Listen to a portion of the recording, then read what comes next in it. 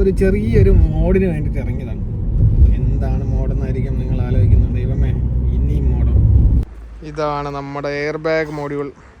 ബാക്കിയെല്ലാം നമുക്ക് ചെയ്യുന്നത് ക്ലോക്ക് സ്പ്രിങ്ങിൻ്റെ അതിൽ കയറിയിട്ട് നമുക്ക് ഓരോന്നോരോന്നായിട്ട് എനേബിൾ ചെയ്യാം.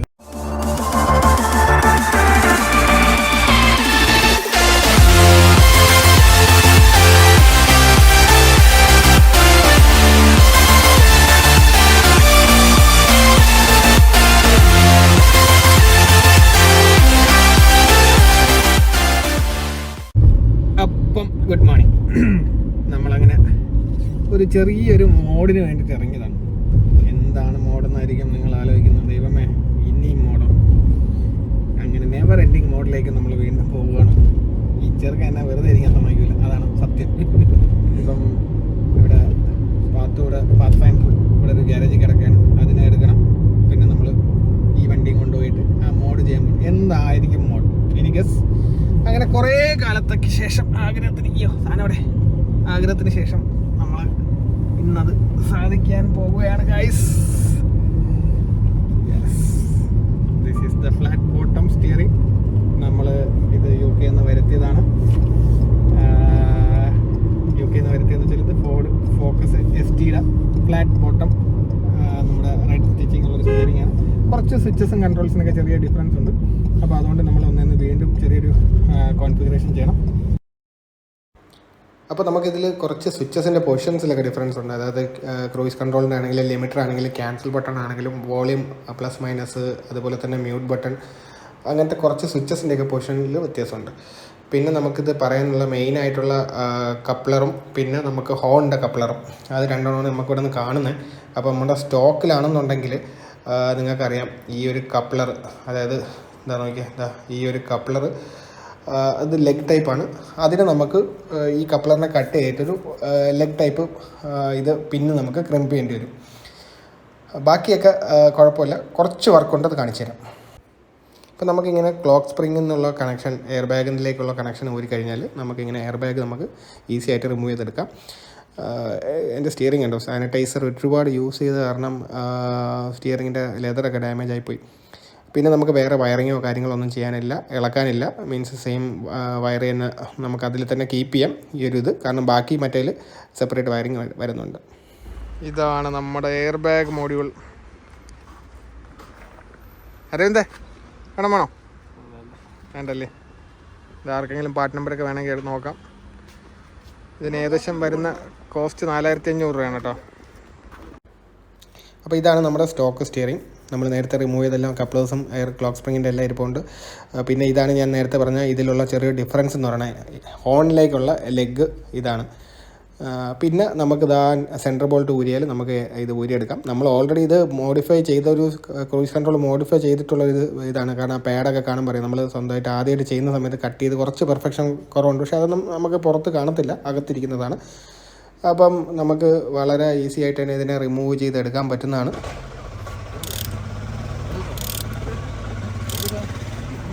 നമ്മുടെ സ്റ്റിയറിങ്ങിൻ്റെ ബോൾട്ട് അഴിക്കുന്ന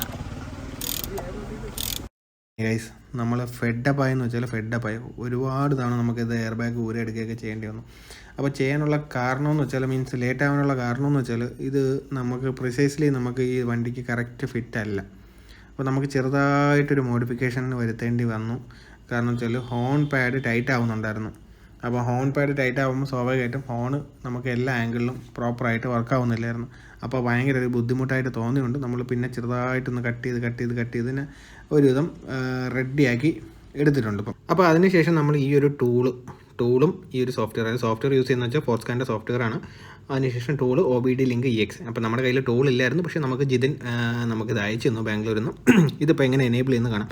നമ്മൾ ഈ ഒരു ഇതിൽ പോയിട്ട് സ്റ്റിയറിംഗ് കൺട്രോൾസ് ഇതിൽ പോയിട്ട് നമുക്കിതിൻ്റെ വാല്യൂസ് ഒന്ന് മാറ്റി നമുക്ക് ഇതിൻ്റേത് വാല്യൂ ഈ പർട്ടിക്കുലർ സ്റ്റിയറിങ്ങിന് വേണ്ട വാല്യൂ എന്ന് വെച്ചാൽ 0 ആണ്. ആ 0 ഇട്ട് എനേബിൾ ചെയ്ത് കഴിഞ്ഞാൽ ഇതിൻ്റെ എല്ലാ സ്വിച്ചും ഓട്ടോമാറ്റിക്കലി കോഡാവും. അപ്പോൾ എല്ലാ വണ്ടിക്കും അല്ലെങ്കിൽ പല മോഡൽസിനും വേറെ വാല്യൂസ് ആണ്. അത് നമുക്ക് അറിഞ്ഞിരുന്നാലേ ചെയ്യാൻ പറ്റത്തുള്ളൂ. അത് നമ്മൾ മാറിപ്പോയി കഴിഞ്ഞാൽ നമ്മൾ സ്വിച്ചസ് ഒന്നും വർക്കാവില്ല. അപ്പോൾ ജസ്റ്റ് ഒരു ചെറിയ പണിയേ ഉള്ളൂ. ചെറിയ പണി ചെയ്തിട്ട് നമുക്ക് ഇനിയിപ്പം എന്തൊക്കെ വർക്കാവുമെന്ന് നമുക്ക് ചെക്ക് ചെയ്യാം. അപ്പോൾ നമുക്ക് ഫസ്റ്റ് ഓഫ് ഓൾ നമ്മുടെ റൈറ്റ് സൈഡിൽ, അതായത് ഇപ്പോൾ നമ്മുടെ അപ്പ് ബട്ടൺ, ഡൗൺ ബട്ടൺ, അപ്പോൾ ഇതെല്ലാം എന്താ വർക്കാവുന്നുണ്ട്, എല്ലാം എനേബിളായി. നമുക്ക് ഈ പറഞ്ഞ പോലെ അധികം പണിയൊന്നും ചെയ്യേണ്ടി വന്നില്ല. അതിപ്പം FM അതേപോലെ തന്നെ ബാക്ക് ബട്ടണും എല്ലാം വർക്കാവുന്നുണ്ട്. വേറെ പ്രശ്നങ്ങളൊന്നും സെറ്റിങ്സിലെല്ലാം വന്നിട്ടുണ്ട്. ഇപ്പം ലെഫ്റ്റ് സൈഡിലാണെങ്കിൽ ഇതാ ക്രൂയിസ് കൺട്രോൾ സെറ്റ് ചെയ്യാൻ പറ്റുന്നുണ്ട്. അതുപോലെ തന്നെ നമുക്ക് ക്യാൻസൽ ബട്ടൺ, ലിമിറ്റർ, സെറ്റിൻ്റെ പ്ലസ് മൈനസ് ബട്ടൺ എല്ലാം ആക്റ്റീവാണ്. പിന്നെ നമ്മുടെ ഈ വോളിയം പ്ലസ് ബട്ടൺ ഇതെല്ലാം എന്താ വർക്കാവുന്നുണ്ട്, പ്ലസ് മൈനസ് മ്യൂട്ട്. അപ്പോൾ ഇത് 3 ബട്ടൺ നമുക്ക് നേരത്തെ ഇതിൽ സിംഗിൾ ഉള്ള മോഡൽസിലുണ്ട്, പക്ഷേ റൈറ്റ് സൈഡിലാണ്. ഇത് ലെഫ്റ്റ് സൈഡിൽ ചെറിയ ലേ ഔട്ടിന് ചെറിയ വ്യത്യാസമുണ്ട്. പക്ഷേ നമുക്ക് സിംഗിൾ അല്ലാത്ത വണ്ടികളിൽ ഈ പറഞ്ഞ വോളിയം കൺട്രോൾസ് ഒന്നും ഇങ്ങനത്തെ ഇല്ല. പക്ഷേ ഇത് ഭയങ്കര യൂസ്ഫുൾ ആണ് കേട്ടോ. അപ്പം അങ്ങനെ ആ കോഡിങ് പാർട്ട് നമ്മൾ കഴിഞ്ഞു. അടുത്ത് നമ്മളിനി കാണിക്കാൻ പോകുന്നതെന്ന് വെച്ചാൽ ഇതിൻ്റെ കട്ടിങ് പാർട്ടാണ്. അപ്പോൾ നമുക്ക് നേരത്തെ പറഞ്ഞ പോലെ ഹോൺ പാഡ് ഒന്ന് നമുക്ക് ചെറുതായിട്ടൊരു മോഡിഫിക്കേഷൻ വരുത്തേണ്ടി വന്നു. അപ്പോൾ ആ മോഡിഫിക്കേഷന് വേണ്ടിയിട്ടുള്ള കാര്യമാണ് ഇപ്പോൾ നേരത്തെ നമ്മൾ പറയാൻ പോകുന്നതെന്ന് വെച്ചാൽ, അപ്പം ഇതിന് നമുക്ക് കുറച്ച് തവണ 3-4 തവണ അല്ല, ചിലപ്പോൾ അതിൽ കൂടുതൽ നമുക്കിത് എയർ ബാഗിനെ ഇളക്കേണ്ടി വരും. കാരണം എന്ന് വെച്ചാൽ നമ്മൾ ഒരു തവണ അങ്ങനെ പെട്ടെന്ന് കട്ട് ചെയ്താലൊന്നും അങ്ങനെ റെഡി ആവത്തില്ല. അപ്പോൾ ഞാൻ സൈഡിൽ നിന്ന് കാണിച്ചിരുന്നത് എന്താ, ഇപ്പം നമുക്ക് ഈ ഒരു സൈഡിൽ നിന്നും കട്ട് ചെയ്യേണ്ട ആവശ്യം വരുന്നില്ല. ഇത് ഓക്കെയാണ്. നമുക്ക് മുകളിലെ ഒരു പീസാണ് പോയിട്ട് പ്രസ് ആവുന്നത്. അതാണ് നമ്മൾ ഹോൺ അടിക്കാൻ വേണ്ടിയിട്ട് നമുക്ക്, അല്ലെങ്കിൽ ഹോണിനെ പ്രോപ്പർലി പ്രസ് ആവാണ്ട് മീൻസ് ഡിസ്റ്റർബ് ചെയ്യുന്നൊരു ഇതെന്ന് പറയുന്നത്. അപ്പോൾ നമുക്ക് ഇതിൻ്റെ മുകൾ ഭാഗം ഒന്ന് നമുക്ക് ചെറുതായിട്ടൊന്ന് കട്ട് ചെയ്യേണ്ടി വരും. അപ്പോൾ അതെങ്ങനെ കട്ട് ചെയ്യണം എന്നുള്ളത് നമുക്ക് ജസ്റ്റ് നമ്മൾ വെറും ഒരു പേപ്പർ ബ്ലേഡ് അല്ലെങ്കിൽ പേപ്പർ കട്ടർ യൂസ് ചെയ്താണ് കട്ട് ചെയ്തത്. ഭയങ്കരമായിട്ടുള്ളൊരു ഇതൊന്നുമില്ല. നമുക്ക് ഈ മുകളിൽ ഈ കാണുന്ന പീസിനെ ചെറുതായിട്ടൊന്ന് കട്ട് ചെയ്ത് മീൻസ് ജസ്റ്റ് ലൈക്ക് ഒന്ന് ഗ്രൈൻഡ് ചെയ്തെടുക്കുന്നു എന്നുള്ള രീതിയിൽ വേണമെങ്കിൽ പറയാം. പക്ഷേ അത് നന്നായിട്ട് നമ്മളൊരു പ്രോപ്പർലി മാർക്ക് ചെയ്ത് കട്ട് ചെയ്യണമെന്നുണ്ടെങ്കിൽ വേറെ വൃത്തിയിടോ അല്ലെങ്കിൽ അതിലൊരു കയറി ഇറങ്ങുന്ന രീതിയിലൊന്നും അത് ഇരിക്കില്ല. മീൻസ് അത് നമുക്ക് മാത്രമേ ഇത് അറിയത്തുള്ളൂ. വേറെ ഒറ്റ നോട്ടത്തിൽ ഇത് മനസ്സിലാവത്തുള്ളൂ ഇത് കട്ട് ചെയ്തിട്ടുണ്ടെന്ന്. കാരണം ഇതങ്ങനെ അത്ര എക്സ്പോസ്ഡ് ആയിട്ട് വരുന്നൊരു പാർട്ടല്ല. നമ്മൾ നോർമൽ ഒരു സിറ്റിംഗ് ആംഗിളിൽ ഇരിക്കുമ്പോൾ അത് കാണത്തില്ല. അപ്പോൾ ഈ ഒരു പാർട്ട് കുറച്ച് കട്ട് ചെയ്താൽ മാത്രം മതി. കട്ട് ചെയ്ത് കഴിഞ്ഞാൽ നമുക്കിതേപോലെ ഹോണ് നമുക്ക് എല്ലാ ആംഗിളിലും പ്രസ് ആവുന്നുണ്ടെങ്കിൽ മീൻസ് അതിൻ്റെ അർത്ഥം നമുക്കിത് ശരിക്കും പറഞ്ഞാൽ ഹോണിൻ്റെ ഇഷ്യൂ ഉള്ളൂ. വേറെ ഫിറ്റ്മെൻറ്റ് വേറെ പ്രശ്നമൊന്നുമില്ല. മേജറായിട്ടുള്ള പ്രശ്നം ഹോണിൻ്റെ തന്നെയാണ്. അപ്പോൾ അത് ഈ ഒരു രീതിയിൽ നമ്മൾ ചെയ്യുമ്പം ആ ഒരു ഇഷ്യൂ അങ്ങ് ക്ലിയർ ആവും. പിന്നെ നമുക്ക് പ്രോപ്പർലി അത് പ്രസ് ആവുകയാണെന്നുണ്ടെങ്കിൽ പിന്നെ നമുക്ക് വേറെ ബുദ്ധിമുട്ടൊന്നുമില്ല. നമ്മുടെ മെഷീൻ അപ്പം സക്സസ്ഫുള്ളായി. അപ്പം നമ്മളിപ്പോൾ ഇതാ ഈ പറഞ്ഞ പോലെ ലേറ്റ് നൈറ്റായി, വണ്ടിയുടെ പണിയൊക്കെ കഴിഞ്ഞു. നമ്മളിപ്പോൾ ശരിക്കും ട്രിവാൻഡ്രത്ത് തന്നെ ഉണ്ട്, ഗ്യാരേജിലോട്ട് വണ്ടി ഇട്ടേക്കുവാണ്. ശരിക്കും പറഞ്ഞാൽ ഭയങ്കര സന്തോഷമുണ്ട്. ഒരു 8 മാസമായി ഈ സാധനം നമ്മൾ അല്ലെങ്കിൽ സ്റ്റിയറിംഗ് മേടിച്ച് കയ്യിൽ വെച്ചിട്ട്. അപ്പം നമുക്ക് ഇത് UK നിന്ന് മേടിച്ചതാണ് eBay വഴി. ഏകദേശം 100 euros ആയിരുന്നു നമുക്കിതിൽ ഒരു സ്റ്റിയറിങ്ങിന് വന്ന ചിലവെന്ന് പറയുന്നത്. അതിൽ എയർ ബാഗ് ഇൻക്ലൂഡഡ് അല്ല.